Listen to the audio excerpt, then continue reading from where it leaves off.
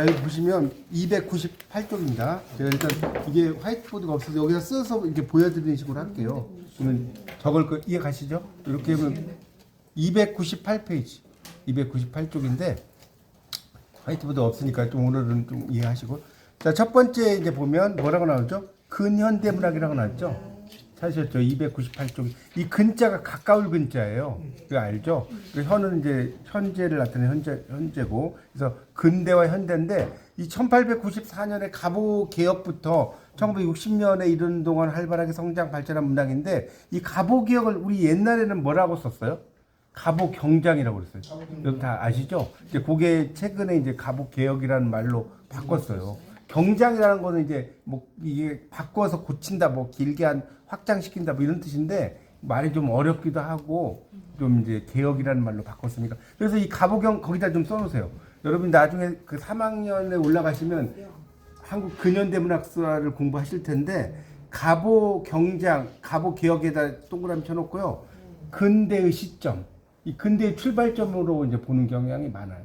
갑오경장부터 근대가 시작됐다 해서 근대 시점이라고 이야기를 합니다. 그 정도 이해하시면 돼요.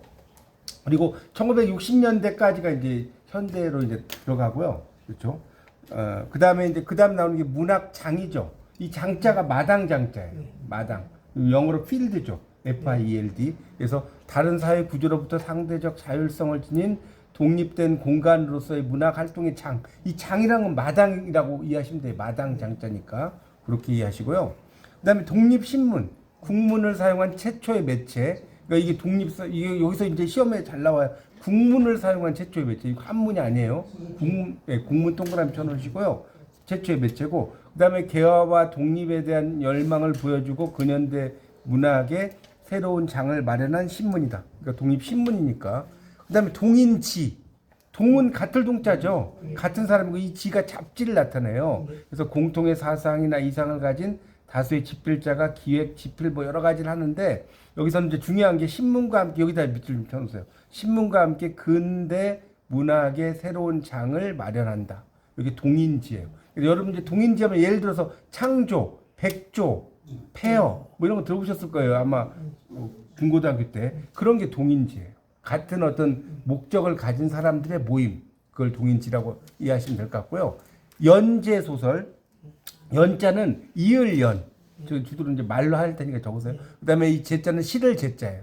그러니까 이어서 싣는다는 거예요. 연재라는 게. 그래서 여러분 그 이제 제가 다음 주부터 강의를 해드리겠지만 그 이광수의 무정 있잖아요. 그것도 원래 연재 소설이었어요. 신문에다가 연재를 했는데 그게 나중에 책으로 나온 거거든요. 사람들의 반응이 너무 폭발적이어가지고. 그래서 신문이나 잡지 따위에 여러 날에 걸쳐서 싣는 소설. 그러니까 실을 제자잖아요. 그리고 신문이 이렇게 소설의 생산과 수용의 매개. 이게 뭔 소리냐면 신문이라고 하는 거는 작가가 글을 생산해서 써. 그러면 그거를 받아들인다는 거, 독자가. 그러니까 쉽게 말하면 작가가 글을 신문에다 쓰면 독자가 읽는다. 이 말을 조금 더 학문적으로 이렇게 써놓은 겁니다. 아시겠죠? 소설의 생산과 수용 되게 어렵게 써놨는데 그런 뜻이에요. 그리고 이제 1900년대 이후의 상황이고. 그래서 이광수의 무정이 몇 년에 나왔냐면 혹시 아세요? 1917년에 나와요. 이광수의 무정 최초의 근대 소설이라고 이야기하죠. 그 다음에 구활자본 6번. 이 구자는 옛 구자. 옛구, 오렐구. 여러분 친구할 때 친구가 뭐냐 그러면 친할 친자에 뭐 어떤 입구자로 알고 있는 분들 많더라고요. 이게 오렐구자예요. 알고 계셨어요? 친구할 때 프렌드가 친구는 아는데 구자가 옛 구자인지 잘 모르셨을걸? 그렇죠? 오랫동안 친하다는 뜻이에요. 그래서 친구예요. 그래서 신식 활판 인쇄기로 찍어 발행한 책으로 여기 밑줄 세 딱지본에다가 밑줄 세 딱지본. 이걸 딱지본이라고 부르는데 이게 뭐냐면 옛날에 이제 이 딱지가 우리도 어렸을 때 딱지치기도 하고 막 그랬잖아요. 그러니까 이 딱지본이라는 게 뭐냐면 그 책의 앞부분의 내용이 딱지에 그 어떤 글 같은 거 써놓은 거 보면 선명하지가 않죠. 아무래도. 옛날 뭐 딱지가 선명하고 막 잘 만든 게 아니잖아요. 어렸을 때. 뭐 그런 그 내용의 글을 딱지본이라고 하는 거고요. 자, 그 다음에 개화기죠. 갑오개혁 이후, 낡은 것과 새로운 것이 각축을 벌이며, 각축이라는 건 동물들이 이제 막 뿔을 받으면서 서로 쫓아낸다는 뜻이에요. 원래 각축이라는 게. 서로 이게 뿔 들이밀고 쫓아내는 거 있잖아요. 그런 뜻에서 나온 거예요. 각축. 어쨌든 삶의 방식이나 가치관에서 변화가 이런 그러니까 개화기로부터 가치관의 변화인데 여러분 그 가치관이라는 걸 누가 만약에 여러분에게 물으시면 뭐라고 대답할까요? 가치관이 뭐예요? 그럼 뭐라고 그래요? 네? 가치관은 뭐냐면 우리가 윤리 시간에 배웠지만 어떤 옳은 것이라든가 바람직한 것, 해야 할 것, 하지 말아야 할 것 등에 관한 일반적인 생각. 물론 이제 뭐 가치관 생각이야 이렇게 이야기도 되지만 조금 여러분 이제 대학에서 공부하시잖아요. 가치관이 뭐예요? 그러면 그렇게 이야기하는 게 좋아요. 옳은 것, 바람직한 것, 해야 할 것, 하지 말아야 할 것 등에 관한 일반적인 생각. 이 가치관이거든요. 그런 걸 배우고요. 변화가 일어난다. 당연히 개화기에는 그런 게 있겠고 그 다음에 뭡니까? 개화 가사죠. 가사. 그러니까 이거는 개화기에 창작된 가사로 개화. 그러니까 문명을 발달시키자 이거죠. 그걸 촉구하는 작품들이에요. 이것도 나중에 여러분이 한국 근현대 문학사를 배우실 거예요. 3학년 2학기 때. 그때 이제 자세히 배우실 거예요. 그러니까 그 정도로만 지금 알아두세요. 그 다음에 창가, 오른쪽에 9번. 이거는 개화기에 일컫는 이 창가가 최남선과 이강수의 개인작. 여기서 조금 설명을 좀 드릴게요. 이 최남선의 대표적인 작품이 뭐냐면 해에게서 소년에게. 이게 이제 신채시라고 하는데, 예. 그 다음에 또 경부철도가 이런 것도 있어요. 최남선. 여러분 뭐 해에게 소년에게는 많이 들어보셨죠? 근데 경부철도가 이런 것도 있거든요. 그런 창가가 있습니다. 그래서 그 새 시대 뭐 이런 그 악곡 이런 것을 통해서 근대적 변화 이런 걸 나타낸 거고요. 이 창가할 때 창자가 노래 부를 창자예요. 창자가. 우리가 뭐 창녀 이러면 뭐 되게 안 좋게 생각. 이 창자가 노래 부르는 여자라는 뜻이에요. 원래 뜻은. 그런 뜻이고요. 그 다음에 뭡니까? 신채시잖아요. 그러니까 이게 신채시의 대표적인 작품이 아까 제가 뭐라고 했어요? 최남선의 해에게서 소년에게라고 그랬잖아요. 해에게 소년에게. 그 해에게 소년에게 들어는 보셨죠? 네. 그러니까 어떤 내용인지는 잘. 근데 해에게 소년에게가 어떤 의미냐? 이것 좀 설명을 드리면 그 파도를 무너뜨린다는 뜻이거든요. 이걸 다 설명한 끝도 없고 때린다, 부순다, 무너버린다 이렇게 무너뜨린다는 뜻인데 이게 뭐냐면 파도를 파도가 어떤 거 파도 있잖아요. 파도 가면 바위를 막 때리고 부수고 이러잖아요. 그럼 파도가 바위를 무너뜨린다는 말은 뭐냐면 옛스러운 오래된 그런 좋지 않은 인습이라고 하잖아요. 이런 걸 무너뜨린다는 뜻이에요. 그래서 이 해계 소년에게는 근대 문명을 이제 상징적으로 나타낸 작품이다. 이 정도만 이해하십시오. 작품들을 여러분이 3학년 올라가면 자세히 배워요. 근데 1학년 때부터 너무 자세히 들어가면 이해가죠? 관동 대지진이 일어나니까. 지금은 해계 소년에게가 그런 거다. 그 정도만. 그 다음에 신소설. 그래서 공부라는 게 할수록 재밌는 거예요. 1학년 때는 딱 1학년 수준 하고 이제 점점 올라가는 신소설. 이게 아까 제가 저번 시간에 이야기했나? 이인직의 혈인우가 있다고 그랬죠. 네. 혈인우. 그러니까 혈인우가 의자가 붙으면 일본어는 노자가 붙는다고 했잖아요. 아노 뭐 이런 식으로 해서. 그러니까 혈누가 맞는데 혈은우라는 것은 뭐라고 했어요? 친일 작품이에요. 친일 작품. 그래서 혈은우를 시작할 때 어떻게 된다고 했어요? 청일 전쟁으로 시작돼요. 일청 전쟁으로 시작돼요. 일청 전쟁으로 시작돼요. 진짜로. 우리가 연고전 하면 연대생들은 연고전이라고 하고 고대생들은 고연전이라고 하죠. 똑같아요.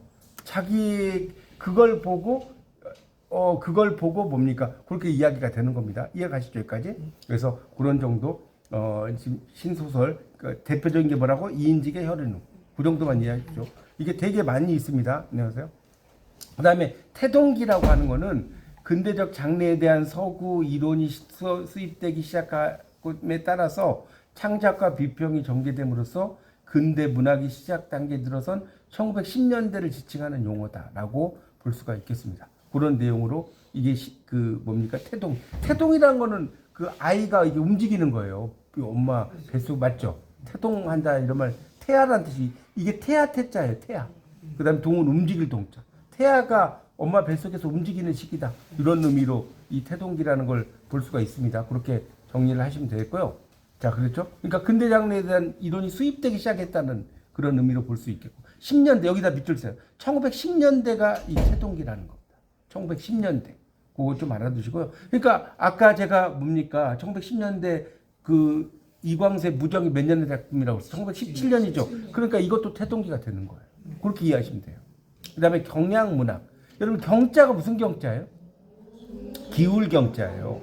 향은 향할 향자고 그러니까 1920년대 초반에 형성된 유파로 사회주의적인 지향을 드러내. 여기 사회주의적 밑줄 쫙 치세요. 공산주의하고 똑같은 말이에요. 사회주의는 공산주의예요. 그래서 현실 변혁적 태도를 중시하고 진보적 색, 여기 주관적은 잘 몰라도 되는데 진보적이라는 말이 중요합니다. 진보적. 이런 말이 나오면 경향문학이에요. 그래서 이제 경향문학이라는 거는 약간 경향시는 공산주의적인 지향 이런 게 되게 강해요. 그 정도만 이해하시면. 이상하게 뺏긴 일도 보고 노는 거. 예, 그러니까 그거는 이제 경향적인 건 아닌데 그런 작품에 보다 좀 더 강해요. 왜냐면 이 경향문학은 이제 지금 그 빼앗긴 들에도 보면 오는가라는 그 작품이 있는데 그거보다도 좀 더 강하게 우리의 어떤 뭐 공산주의적 이념 이런 것들이 좀 더 강하다라고 이해를 하시면 될 것 같습니다. 예, 이상화 지금 말씀하셨는데 그 다음에 경향시죠. 식민지 지배에 대한 문제의식을 가지고 저항의지를 표명했는데 여기서 중요한 게 20년대 초부터 그 다음에 카프라는 게 나와요. 카프는 카프 찾으셨어요? 네. 카프가 여러분 카프가 뭐예요? 네? KAPF거든요. KAPF인데 제가 좀 써드릴게요.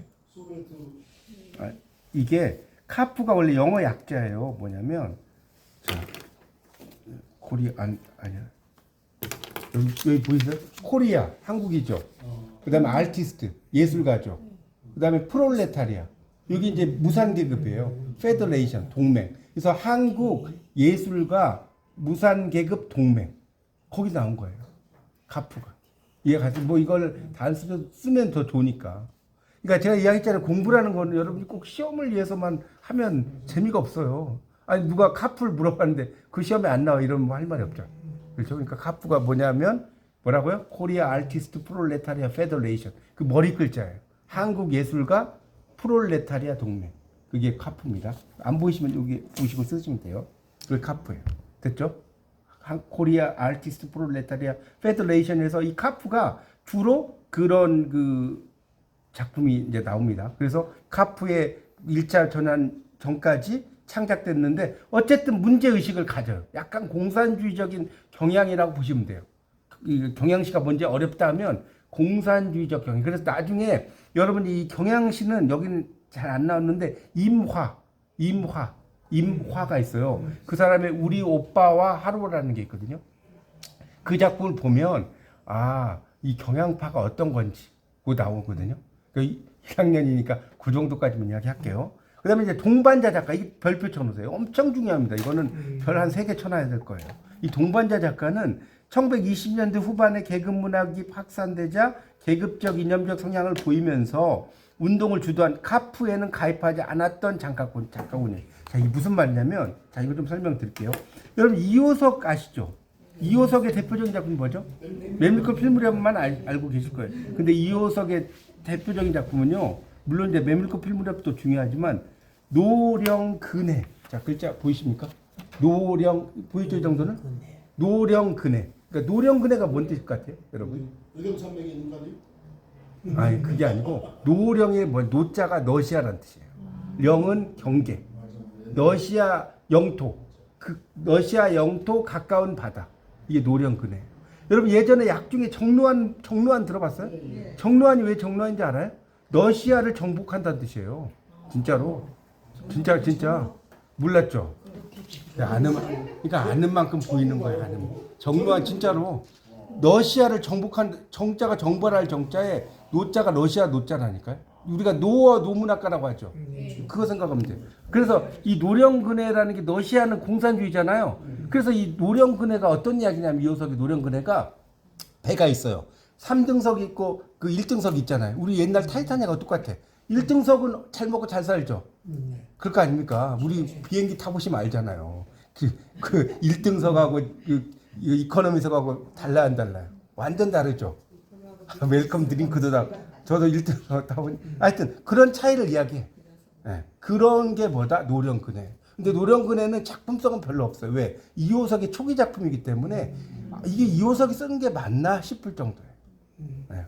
그렇다. 그래서 그러니까 좀 더 이야기하면 그래서 이 동반자 작가는 뭐냐면 이 카프에 가입을 하려고 하다가 보니까 너무 공산주의 색채가 강해. 그래서 요즘 말로 하면 이산이 아닌 개비하고 내려와. 그런 사람을 동반자 작가라고 해요. 이해 가세요? 그래서 대표적인 게 이제 그런 그 이효석 같은 사람이 대표적인 동반자 작가예요. 동반자 작가 이거 시험에 되게 잘 나와요. 그러니까 그 산에 올라가, 그러니까 그런 카프 계열의 작품 속으로 들어가려고 하다가 그래서 나중에 바꿔버리는 거죠. 이해가죠? 공산주의 나는 싫어하고 바꿔버려요. 그 정도 이해하면 됩니다. 주지주의. 이거 보세요. 이거 하나 가지고 한 30분 이상 할 이야기들이에요. 주지주의는 뭐냐? 지성을 주장한다. 이 주자는 여기서는 주인 주자로 해석하면 안 돼요. 주장할 주자예요. 지성을 주장한다. 그럼 주지주의의 반대말이 뭔지 아세요? 주정주의예요.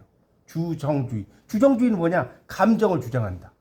여기까지 이해가요? 그래서 이 1930년대 소개된 문학인데 거기 최서해라고 써보실래요? 최서해. 하이할 때 해. 아, 이 칠판 없으니 힘드네 설명하기. 최서해 뭐의 탈출기 이런 것도 있잖아요. 그러니까 그런 사람들도 이제 그런 그 작품들이 있는데 하여튼 이제 그런 최서의 탈출기 뭐 이런 작품들 보면 되게 어떤 체험 문학이라든가 이런 걸 이야기하잖아요. 근데 이 주지주의는 그런 체험의 이야기보다는 인간의 지성을 이야기하는 사람이에요. 지성을 이야기하고, 그러니까 그 최서해 같은 거 말고 최재서, 최재서, 자이서, 최재서. 이 최재서라는 사람이 이 주지주의를 처음 도입해요. 그러니까 여러분 이제 1학년이라서 최재서는 모르실 거예요. 그래서 주지주의라는 이념을 도입했는데 우리나라 작품을 하나 예를 들자면 김기림, 바다와 나비 엄청 유명해요. 제가 나중에 올려드릴게요. 바다와 나비가 왜 주지주의? 이 바다와 나비는 감정이 하나도 안 들어가 거의. 그래서 그러니까 지성에 호소하는 작품이거든요. 그러니까 나비가 막 하늘 올라가다가 바닷속으로 들어가. 그래서 나중에 그냥 올라가는 내용인데 감정을 이입을 안 시켜놨어요. 그 정도만 이야기하겠습니다. 그게 주짓이다. 그래서 여기 보면 사회 혼란과 무질서, 정신적 위기에 대응하기 위해 문학에 있어서 자 여기 밑줄 써요. 지성의 작용을 중시한 유파. 다른 거 몰라도 돼. 지성의 작용을 중시한 유파 하면 뭐다? 주지주의다. 그렇게 알면 돼요. 네, 그 정도. 지성의 작용. 자, 그다음 얼마나 재밌습니까 이 문학이. 시문학파 나왔잖아요. 이 파라는 것은 여러분 이 파자가 무슨 파자냐고 물으면 물결파 이렇게 알고 있죠. 여기서는 물결파라고 이야기하면 안 돼요. 갈래파, 장르, 갈래파 이게 물결이라는 뜻만 있는 게 아니에요. 그래서 공부를 아는 만큼 이런 게 어려워요. 그러니까 설명을 드리는 거죠. 그래서 이 뭡니까 시문학파의 대표적인 작가가 누군지 아세요? 김영랑이에요. 여러분 그 전라남도 강진에 가면 김영랑 생가가 있어요. 그거 아세요? 네. 김영랑을 남도의 소월이라고 그래요. 남도의 소월. 오매 단풍 들건네. 그 유명한 작품 있어요. 오매. 이 전라도 출신 계시죠? 오매. 이거 되게 많이 써요. 예. 전라남 당진에. 그래서 이 김영랑의 시를 보면 완전히 이거 뭐냐면 모란이 피기까지 있는 데 보면 모란이 피고 말면 모란이 지고 말면 급분 내 한 해는 다 가고 말아 360날 한양 섭섭해 우옵내다. 그렇게 써요. 360일을 섭섭해서 운대. 감정이 들어갔어요, 안 들어갔어요? 그런 거를 우리가 뭐라고 그래요? 그 주정주의라고. 그래서 김영랑이 주정주의예요. 그리고 그런 그 김영랑이 뭐예요? 이 시문학동이에요. 시문학을 이야기. 그 시문학은 순수한 것만 이야기. 참여적인 이야기가 없어. 이해가세요? 감정적인 것만 이야기한단 말이에요. 그 정도만 알면 됩니다. 그래서 순수 서정시 여기다 밑줄 치세요. 이 시문학파가 나오면 여러분이 순수 서정시만 알면 돼. 그런 말 나오면 시문학파구나. 이것도 다 시옷자 돌림이죠. 그러니까 이 얘기 쉽죠? 순수 시문학. 자, 나머지 몰라도 돼요. 그 다음에 민요조. 자, 민요조는 여러분 그 유명한 누굴 써야 돼요? 김소월이에요. 김소월이 민요조예요. 민요시인. 왜 김소월이 민요시인이냐? 7호조죠. 여러분 나보기가 역겨워 가실 때는 나보기가 역겨워가 7이죠. 가실 때는 5조. 그래서 7호조잖아요. 그런 걸 민요시라고 하는 거예요. 그러니까 제가 예를 들어드리니까 훨씬 이해가 쉽잖아요. 그냥 민요시 이렇게 외워가지고 민요라는 이러면 뜬구름 잡는 이야기 같잖아요. 김소월이 대표적인 민요시. 그 다음에 뭐라고 나왔어요? 도시소설이죠? 도시를 이야기하는 거예요, 말 그대로. 그래서 소설의 관점을 반영했는데 도시 속의 여러 가지 병리적 요소, 삶의 방식, 그 다음에 세태 이런 것을 이야기하는 거거든요. 그러니까 이게 도시소설입니다. 그러니까 그 그런 도시의 문제들을 이렇게 우리가 농촌을 다루는 소설도 있고 도시를 다루는 소설도 있는데 그런 그 도시 예를 들어서 소설가 구보시의 하루 그게 이 책에 새로운 책에 나오나요? 아니 나와요? 네, 그런 게 일종의 도시를 다뤄요. 막 서울에 뭐 그 뭡니까 이곳 가고 저곳 가고 막 이런 이야기 다루고 있거든요. 그런 것이 일종의 도시 소설이라고 보시면 될 것 같습니다. 소설가 구보시의 하루라고 있잖아요. 그다음에 농민 소설. 농민의 이야기겠죠. 그래서 여기서는 다른 거 볼 거 없고 자, 그 밑줄 주세요. 두 번째 줄. 지금 300페이지 보고 있습니다. 20번. 자연과 흙의 경건성, 농촌의 궁핍한 현실 이런 걸 다루고 있다. 뭐 계층 문화도 있고요. 그러면 농민 소설의 대표적인 작품 하나만 들으라 하면 뭘 들을 수 있어요? 시문의 상록수. 상록수는 들어봤죠? 네. 옛날에 여러분 고등학교 국어책에 되게 유명하잖아요. 네. 영신이 나오잖아요. 그러니까 차이할 때 채예요, 채자가. 근데 채영신이 원래 본명은 채영신이 아니고 최용신이에요. 최용신. 아세요? 여러분 그 재밌는 게 안산에 가면 상록수역이 있어요? 그게 진짜로 이 상록수예요. 시문의 상록수. 그래서 상록수역에 가면 그 시문의 상록수와 관련된 문학관이 있어요. 모르셨죠? 네. 상록수역 그 상록수예요, 이게. 네, 그렇죠. 한양대 안산역 근처. 그래서 분화로드 운동의 영향으로 민중 속으로. 분화로드란 말 되게 많이 나와요. 알아두세요. 분화로드 민중 속으로. 자, 그다음에 가족사 소설 21번 볼게요. 이거는 1930년대 소설의 다양한 관심을 반영한 것으로 역사나 사회의 변천 속에서 자, 여기 가족의 운명이 동그라미 가족의 운명. 이게 되게 중요해요. 가족사 소설은 한 가족이 어떻게 운명이 되느냐 이런 걸 다루거든요. 그러니까 우리가 이제 우리나라 문학 말고 미국 문학을 하는 예를 들어볼게요. 존 스타인백의 분노의 포도 이름은 들어봤죠? 안 들어봤어요? 그게 대표적 가족사 소설이에요. 이 조드 일가가 미국에서 이제 막 그 1930 그렇죠 경제공황 때 어떻게 움직이는지 이런 걸 다룬 거거든요. 제가 석사 논문이 이제 존 스타인백으로 석사를 받았는데 하여튼 이 분노의 포도가 대표적인 그런 가족사 소설입니다. 그 정도 이해하면 되고요. 그다음에 암흑기 나왔죠. 어두울 암자 거무륵자잖아요. 1940년대가 일제 말기잖아요. 일본의 탄압이 극에 달해. 그러니까 한국 문학이 잘 되겠어요, 안 되겠어요? 그래서 실제로 진짜로 이거 싫어하는데 이런 게 있대요. 국문학과 수업 시간에 교수가 1940년대 한국 문학을 논하시오. 또 어떤 애가 공부를 하나도 안 했나 봐. 그 당시에는 암흑기임으로 논할 필요가 없음. 이거 냈다고 그러잖아요. 틀린 말 아니죠? 암흑기니까 논할 필요가 없죠. 뭐 실제로 그런 건 아니고. 그 다음에 나온 게 뭐죠? 청록파죠. 여러분 청록파도 이것도 해석을 잘해야 되는데 푸른 사슴이잖아요. 여러분 푸른 사슴이 뭐예요? 푸른 사슴. 사슴이 푸른가요? 이거 잘 모르시면 되게 많죠. 푸르다는 뜻이 아니라 푸르다는 건 자연을 말하는 거예요. 그래서 대자연을 뛰노는 사슴이라는 뜻이에요. 청록파라는 말이에요.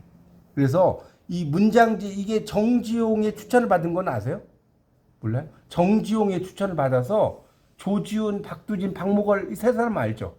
이 세 사람이 시단을 등단하는 겁니다. 그래서 조지훈 문학관 어디 있냐? 영양에 있어요. 경상도. 그 다음에 박두진은 어디 있냐?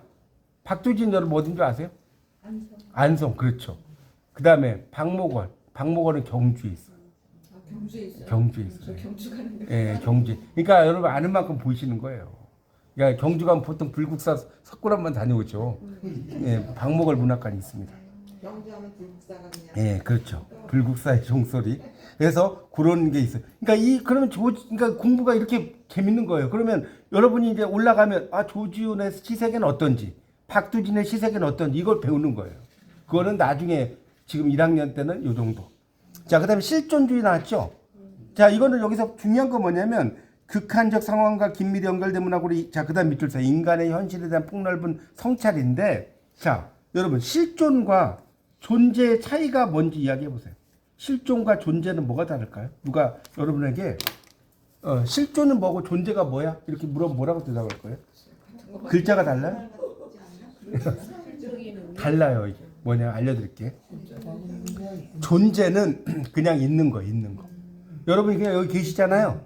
그게 존재예요. 영어로 being이라고 해요. B-E-I-N-G. being은 알죠? 네, being이 존재예요.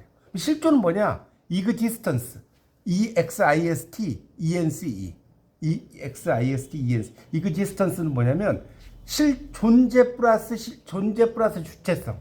존재 플러스 주체성. 이게 실존이에요. 이거 모르는 분 되게 많아요. 그러니까 뭐냐면 존재는 여러분이 그냥 여기에 이 강의실에 앉아 있어. 예? 이게 존재예요. 근데 실존은 뭐냐면 내가 여기서 강의를 열심히 들어서 주체적으로 잘 들어서 내가 이번 학기에 한번 A학점 맞아야 되겠어. 라고 생각하면서 들으시면 실존이에요. 그러면 좀 이해가 쉬워요? 존재 플러스 실존. 예, 아니 존재 플러스 주체성, 아이덴티티, 주체성이라는 거는 나는 누구인가 그걸 이야기하는 거거든요. 내가 이 강의실에서 왜 남들 뭡니까 밖에서 막 친구들하고 놀아야 되는데 여기 왜 왔을까를 생각하면서 공부하시면 그게 실존이에요. 그럼 좀 이해가 쉽나요? 그러니까 존재는 그냥 있는 거고 실존은 그 사르트르라든가 이런 사람 다 실존주의죠. 자, 그렇게 들었거든요. 예. 저는 예. 그 인간하면 예. 사실 그 형체가 없잖아요. 예. 근데 사실 개개인이 다 다르잖아요. 예. 개개인이 다 다르게 있는 게 실존이다. 인간은 어떻다 하는 건 그냥 그냥 전체적인 걸 그냥 포괄하는 개념으로 하는데 사실 그러면 각각 개개인의 저걸 다 이제 설명할 수 없다. 그러니까 그 인간이라 하지 말고 김아무개, 강누구 이런 식으로 그 사람을 이렇게 해야지 인간으로 해가지고 전체 몽뚱그려. 그러니까 그렇게 말씀도 괜찮은데 이제 좀 더 쉽게 저는 이제 이해하기 쉽게 설명을 드리는 차원에서는 그러니까 그 나에 대한 어떤 내가 왜 사는가 뭐 이런 것들을 이야기하는 거거든요. 이게 실존주의라고 하는 것이 뭐 사르트르라든가 뭐 이런 사람들이 야스퍼스라든가 이런 사람들의 생각 자체가 뭐 인간의 그 극한 상황이라든가 한계 상황이라든가 이런 걸 이야기하는 거니까. 2차 세계대전 예. 일어나고 나서 예, 맞아요. 그 인간에 대한 반성으로. 네, 맞아요.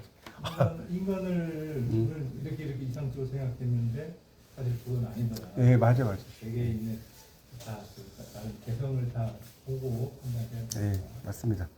예, 그 말도 맞는 말씀이고 이제 저는 좀 이해하기 쉽게 말씀드린 거니까.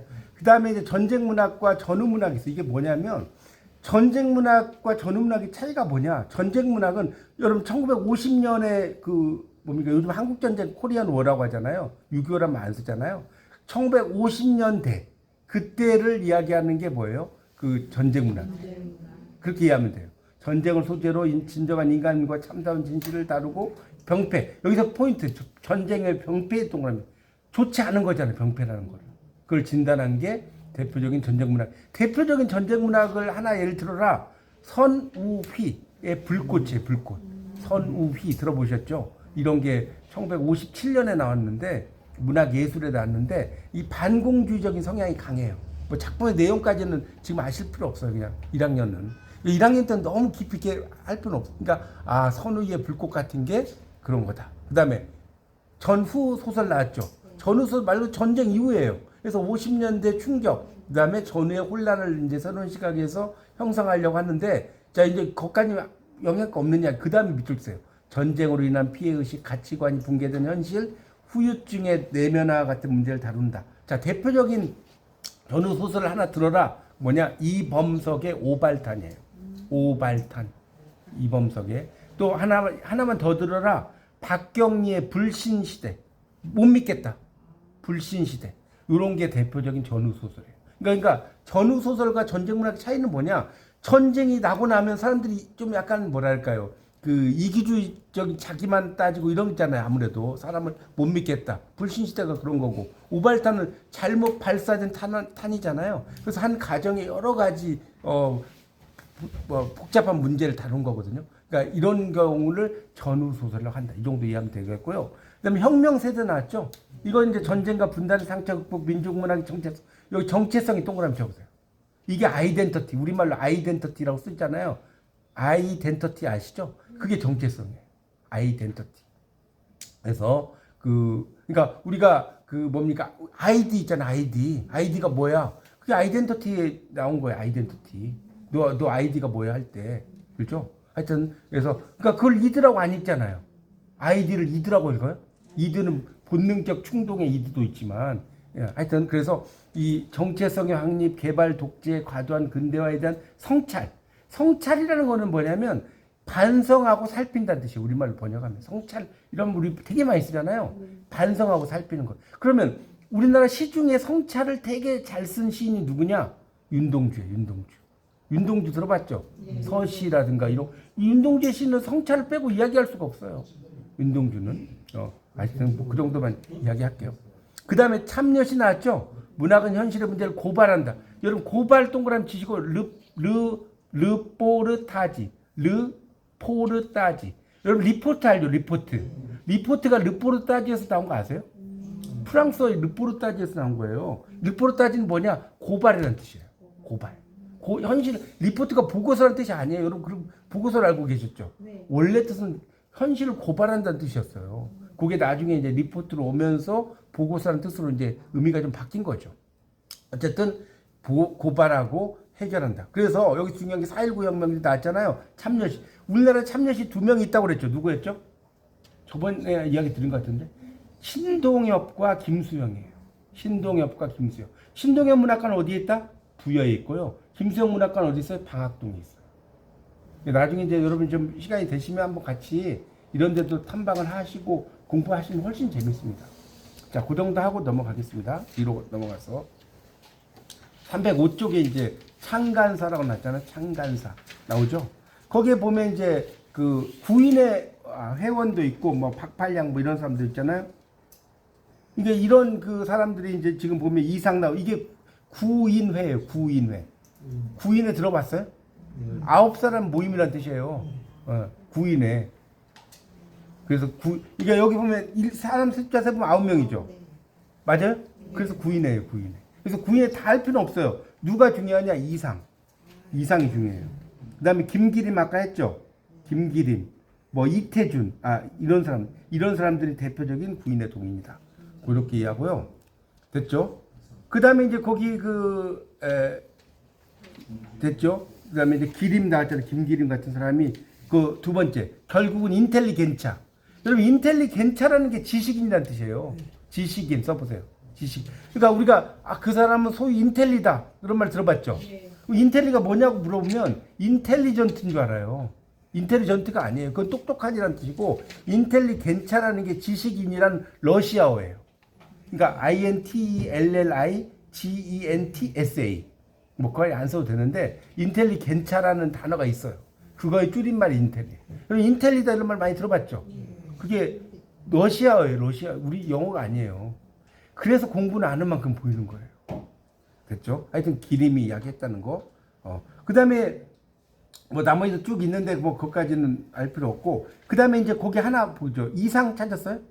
이상. 어느 시대에도 그 현대인은 절망한다. 절망이 기교를 낳고 기교 때문에 또 절망한다. 그래서 이상. 여러분 이상은 되게 잠깐 이야기하면 재밌는 게 이자는 오얀 리자는 알겠죠? 근데 원래 이상의 성씨가 이씨가 아닌 거 아세요? 김씨예요. 김혜경이에요. 김혜경. 바다의 자 다스릴 벼슬 경자인데 해경이에요. 해경 진짜. 그 이상이라고 하는 거는 상자상자예요. 이거 잠깐 이야기 드릴게요. 김혜경이 요즘 말로 서울대 건축가 출신이에요. 서울대 건축가를 나왔는데 이제 건축 현장에서 일을 했어. 근데 일본 사람들이 이 사람이 김씨잖아요. 김상 무슨 상은 알죠? 단학가상 하잖아요. 김상이라고 했는데 성씨를 이씨로 잘못한 거예요. 이상 이해가요? 이상. 근데 이상은 거기서 힌트를 얻어가지고 이상이라고 쓴 건데 이 상자가 상자거든요. 나는 엄청난 수수께끼 상자 같은 시를 써놓을 테니까 니들이 해석해봐. 그런 뜻이에요. 근데 이상의 시는 이상해. 롯데 스쿠르바 같은. 그래서 이상이야. 근데 또 이상의 시는 되게 이상적이에요. 현실이 아닌 이상. 그래서 이상이라는 제목 하나 가지고도요 여러 가지 맥락을 갖고 있어요. 근데 이 사람이 26살 죽었다. 예, 일찍 죽어요. 이제 요즘 말 폐질환 이런 걸로 일찍 죽어요. 예, 일찍 죽었죠. 원래 똑똑한 사람 일찍 죽는 거예요. 예, 맞아요. 예, 그 정도 하고 넘어가겠습니다. 예, 맞아요. 자, 그 다음에 이제 307쪽으로 가면 가정문이 나와요. 가정문. 보세요. 가정문 찾으셨죠? 즉, 고직자니까 뭐뭐 하면이란 뜻이에요. 즉, 같을 약자죠? 이거 뭐뭐 같으면. 여도 뭐뭐 같으면이잖아요. 그러니까 이것도 뭐뭐 하면 이런 뜻이고요. 이제 그다음에 여 했고 구 있죠. 구. 이게 진실로 구자거든요. 진실로 구. 그러니까 진실로 구자인데 이것도 뭐뭐 하면 이런 뜻이 있어요. 진실로니까. 그다음에 수. 비록 숫자거든요. 비록 뭐뭐를 할지라도. 비록 뭐뭐를 할지라도. 그다음에 종자도 이제 비록 이런 의미로 쓰이기도 해요. 뭐 비록 뭐뭐를 할지라도 종. 그다음에 나오는 게 이제 이거는 이제 만약이라는 뜻이에요. 원래 이제 가늘다는 뜻도 있지만 만약. 그다음에 약비. 이건 뭐냐면 이게 없을 비자잖아요. 그 아닐 비자. 그러니까 약비는 뭐뭇이 없다면 뭐 이런 정도로 해석됩니다. 그래서 이런 것들이 전부 다 가정문으로 쓰인다. 그래서 밑에 보세요. 가정문은 뭐라고 나와요? 어떤 조건 밑줄 써요. 어떤 조건. 뭐뭐 한다면이라고 써요. 지금 307쪽 보고 있어요. 어떤 조건이 뭐라고요? 뭐뭐 한다면. 전제한다면 그에 따른 결과 밑줄 써요. 뭐뭐일 것이다. 뭐뭐 한다면 뭐뭐일 것이다. 내일 비가 오면 나는 집에 있을 거다. 이게 가정문이에요. 맞죠? 내일 비가 오면. 그래서 조건을 나타낸 앞절과 결과를 나타낸 뒷절로 나오는데 즉 이거는 뒷절에 제일 앞에 배치가 된다는 거예요. 즉이 약여구는 앞에 제일 앞에 온다. 자 밑에 예를 바로 들어볼게요. 자 행유여력 즉이 학문 행유여력 발음 모르면 쓰세요. 즉이 학문 이게 뭐예요? 행하고도 있으면 여력 남은 힘이 있으면 남을 여자죠. 힘이 있으면 즉 곧 이는 뭐뭐로서 학문으로서 그러니까 학문을 닦아야 된다. 내가 여러 가지 일을 하고도 여력이 있어. 그럼 뭘 닦아요? 학문을 닦으라는 거예요. 학문을 닦는다는 거예요. 제가 전에 한번 설명드렸죠. 학문이 뭐냐? 학문이 뭐예요? 배우고 물론 이제 배우고 익히기도 하지만 배우고 묻는 거예요. 이게 물을 문자인 거 알죠? 문에다가 입구자가 있잖아요. 이리 오너라 묻잖아요. 그러니까 학문이라는 거는 뭐냐? 배우고 물어야 돼요. 안 물으면 학문이 아니야. 학이야. 맞죠? 진짜로 학문은 배우고 물어야 한다니까. 여러분 막 이게 질문하시고 이거 되게 좋은 겁니다. 그렇게 이해하시면 되겠고요. 그 다음에 이제 그때 약 있죠. 약이 같을 약자잖아요. 그러니까 약은 같을 약자지만 이게 이제 뭐뭐를 하면이라는 뜻도 있어요. 약이 꼭 같다는 뜻만 있는 게 아니에요. 이해 가시죠?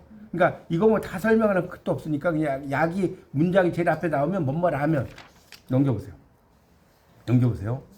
그 다음에 두 번째 이거 다 설명하려면 끝도 없어요. 그래서 두 번째 구유 용하자 찾았어요?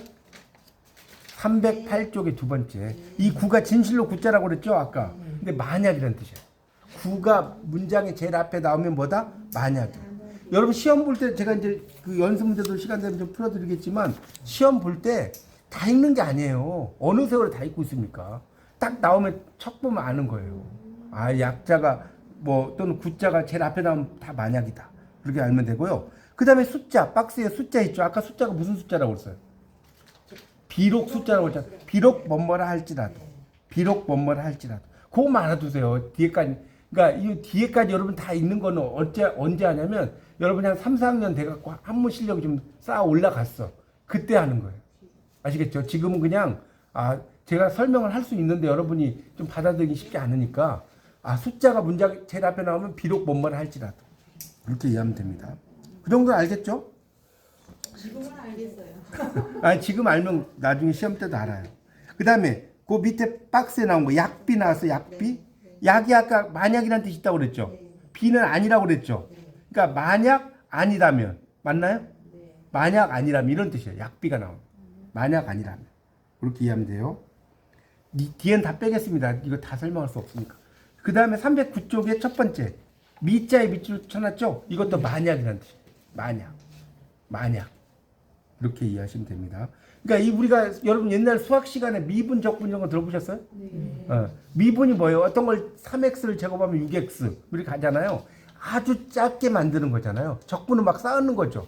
그러니까 어떤 애가 꽃병을 깨니까 너 왜 꽃병 깼어? 그러니까 적분하면 될 거 아니에요. 적분. 꽃병을 쌓으면 적분이죠.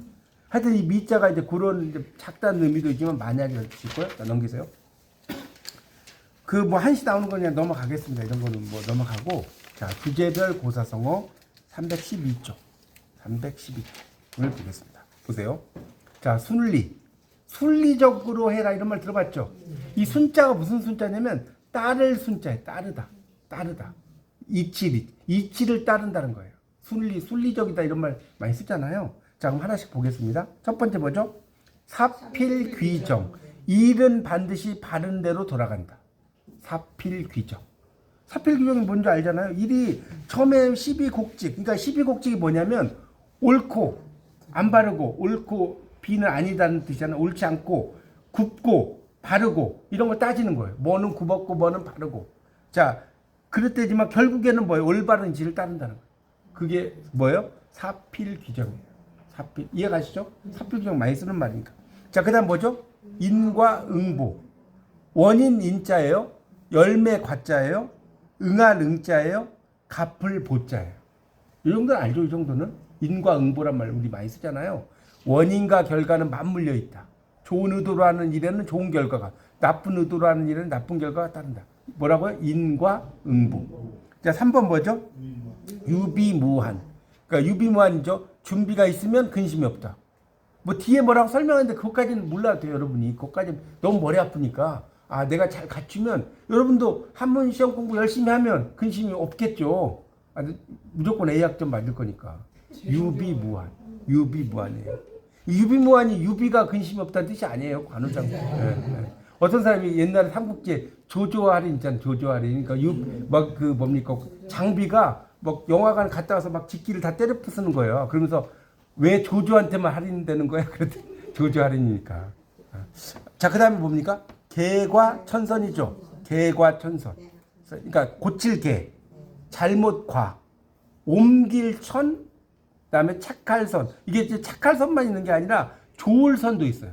이거는 선을 뭐 착하다는 뜻만, 그럼 선전이 착하게 싸운 거예요? 선전했습니다 그러잖아요. 잘 싸웠다는 뜻이에요. 우리 선전했다는 말 많이 쓰지 않아요? 그런 뜻도 있고 여기서는 좋다는 뜻이에요. 그러니까 잘못을 고쳐서 좋은 데로 나간다. 옮긴다. 자, 5번. 자, 이거 역기사지인데, 자, 이거 되게 중요한데요. 이 역자는 발음이 두 가지로 익혀요. 시울 이도 되고요. 바꿀 역도 돼요. 그건 알죠? 모르면 알아서 써놓으세요. 시울 이, 바꿀 역. 여기서는 여기. 이걸 이지사지는 무식하다고 그래요. 역지사지예요. 지는, 자, 여기서 지자는 뭐냐 하면 대부분의 분들이 땅지 이렇게 이야기해요. 이거 땅이 아니에요. 여기서 지는 입장 지자예요. 입장. 포지션. 자, 사는 생각할 사, 지는 그것 지자예요. 그것. 입장을 바꿔서 그걸 생각한다는 거예요. 이걸 땅을 바꿔서 생각합니까? 말이 됩니까? 땅이란 뜻이 아니라니까. 김건모의 핑계가 역지사지 그들 나오죠. 이게 이제 내게 핑계대지 마. 입장 바꿔 생각을 해봐. 이게 역지사지인 거예요. 그러니까 저희처럼 막 공부를 많이 하면 아, 김건모의 핑계가 역지사지를 노래하는구나. 이렇게 알 수가 있는 거예요. 자, 그다음 뭐죠? 촌철살인. 마디촌자, 철자, 죽일 살자, 사람인자. 한치의 칼로 사람을 죽인다. 그러니까 이건 좀 읽어볼게요. 한마디의 말도 사람을 감동하게 할 수 있고 상처받게 할 수도 있다는 거예요. 누가 잘못 해서 되게 자기는 별 뜻 없이 이야기했는데 그 말에 상처 입어가지고 막 죽을 수도 있고 막 그러죠. 그게 촌철살인이. 또 별 이야기 안 했는데 그 말을 감동을 받는 사람도 있고. 그게 촌철살인이거든요. 그 다음 뭐죠? 읍참마속. 이거 되게 유명한 말인데 삼국지에 나오는 말이에요. 울읍 써보세요. 읍이고 벨참, 목을 벨참. 벤단 말 들어봤죠? 그 다음 마속은 사람 이름이에요. 그러니까 울면서 마속을 벤다. 그러니까 눈물을 머금고 마속의 목을 벤다. 아끼는 신하를 법대로 처결해서 기강을 바로잡는다는 뜻이고, 제갈량 오늘 좀 보세요. 평소 마속을 아꼈는데 제1차 북벌 때 마속이 뭐 했어요? 지시를 안 따랐죠. 그래서 참패를 하니까 근데 그렇다고 해서 내가 아는 사람이라고 해서 봐주면 돼야 안 돼요. 기강이 해해지죠. 그래서 목을 뱉다는 거예요. 읍참마속. 되게 유명한 말입니다. 읍참마속.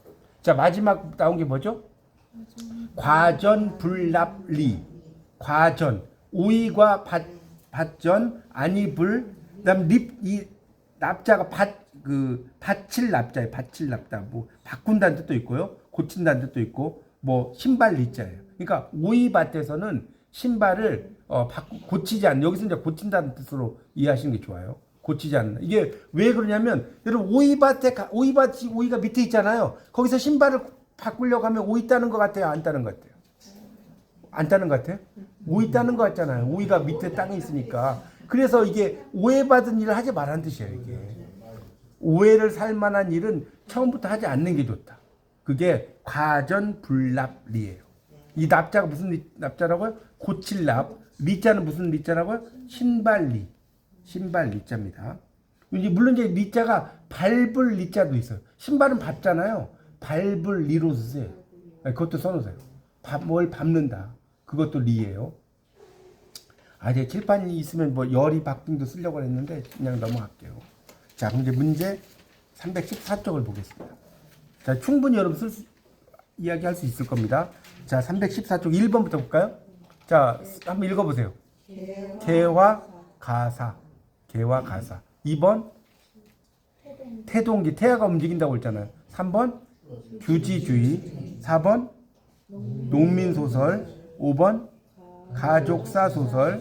6번 실존주의. 7번 혁명세대. 8번 장가. 9번 도시소설. 10번 촌철살인. 보세요. 여러분 객관식 나온다니 너무 겁먹을 게 없다니까요. 요 정도 수준으로 나오는 문제가 꽤나 많이 나와요. 그 다음에 두 번째 요거 11번부터 15번도 많이 나올 텐데, 자, 신문이나 잡지 여러 날에 걸쳐 매회 싣는, 제가 싣는다 뭐라고 그랬어요 아까? 연재소설이라고 했죠. 연재. 대표적인 작품 연재소설 뭐라고 그랬어요? 이광수의 무정. 그러니까 제가 이런 이야기를 왜 하는지 알겠죠? 그런 걸 머릿속에 있으면 풀기가 쉬워서 말씀드리는 거예요. 자, 그 다음에 신식활판 인쇄기로 찍은 뭐 딱지본 나오면 딱지본이 구활자본이에요. 딱지본 이거 구활자본, 옛날 활자본이라는 거예요. 그래서 헷갈린 게 네. 신식 활판 인쇄기 했는데 왜 구? 그러니까 구활자본이라는 게 그러니까 신식활판 인쇄기긴 한데 그 자체가 요즘 그 당시의 신식이지. 그러니까 요즘의 관점은 신식이. 그러니까 구활자본, 신활자본이 있긴 한데 그게 이제 그 당시에 그 새로, 그러니까 그 이전에 없었던 새로운 걸 만들었다는 의미로 이제 쓴 거예요. 신식이라는 게 뭐 지금의 최근의 신식의 의미는 아니고, 네, 그런 의미로 이해하시면 돼요. 자, 그 다음에 20년대 초반에 형성된 유파 사회주의적 지향. 이거 아까 무슨 문학이라고 했어요? 경향문학. 기억나요? 사회주의로 치우친다. 사회주의가 무슨 주의라고 갖다고 그랬어요? 공산주의. 그것으로 치우치는 게 경향문학이에요. 생각이 안 나시면 그 299쪽에 13번 보세요. 다시 한번. 299쪽에 13번에 경향문학 나올 거예요. 나오죠? 그거 생각하시면 됩니다. 네, 나오죠? 자, 그 다음에 민요. 이건 문제 맞으라고, 이런 거 틀리면 맞을 게 있겠어요? 민요에다 동그라미 쳐봐요. 민요. 그 다음에 뒤에 집단적 시에다 동그라미 쳐봐요. 무슨 시예요? 민요시. 이런 거 틀린 분은 뭐 볼 것도 없죠. 볼 것도 없죠. 자, 문학은 현실의 문제를 고발하고 해결하는데 일조해야 된다. 그래서 제가 아까 4.19 나오면 무슨 시라고 그랬어요? 4.19. 참여시. 그래서 김수영도 있고 또 누가 알아서 신동엽, 개그맨 신동엽 말고 신동엽 있다고 했잖아요. 그 신동엽의 뭐는 뭐라? 4월도 알맹이만 남고 잊어버리셨네. 껍데기는 가라. 껍데기는 가라. 정말 명작이에요. 신동엽 하면 껍데기는 가라. 그거 1학년 때는 그것만 알아두세요. 껍데기는 가라. 네, 되게 유명한 작품입니다. 자, 그 다음 19번. 일은 반드시 순리를 따르게 된다. 뭐였죠? 안 보고 이야기해보세요. 우리말로. 사필귀정. 이거 그냥 우리말로 쓰세요. 한자 날새요, 날새. 지난날의 잘못을 고쳐 선한 데를 나간다? 개과천선.